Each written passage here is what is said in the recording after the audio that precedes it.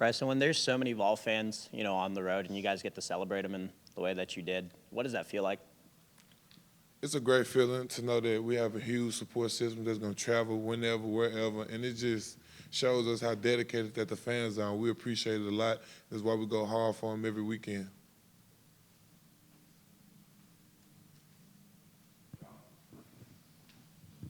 Are you do you notice all the smoke there at the beginning of the fourth quarter? Because you couldn't, from the back of the end zone, you couldn't really see to the other end of the field. Was that hindering you guys on the field at all? I don't think so. I honestly thought it was a pretty cool experience just to see how much smoke was out there and all the things that they had going in the stadium. So most of the guys on our team, we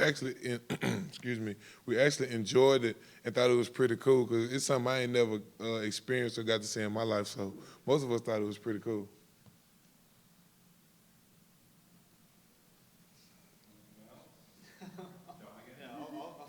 I'll just pass rush.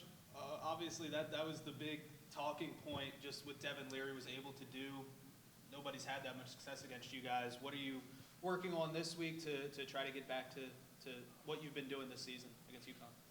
Just controlling what we control, trying to get better, getting to the quarterback, being disruptive, throwing him off his game, and just work on little details to help us, even though, they may key on to some things that we're on and what our signatures may be for some guys. So just try to switch it up, work on different techniques, and just switch it all up and just try to make it difficult for those guys. And then as the season goes on, does it get harder to – I'm sorry.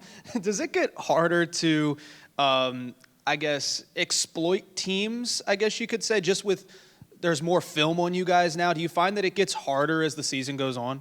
I wouldn't say it gets harder, but guys obviously do catch on, and they get coached up on certain things and tendencies that we may do. So it might be a little more difficult, but we like a challenge, so we all for it. With Kamal Hadden having season-ending surgery, how have you seen that secondary adjust, and who are some guys that you've seen kind of step up and try to fill his role?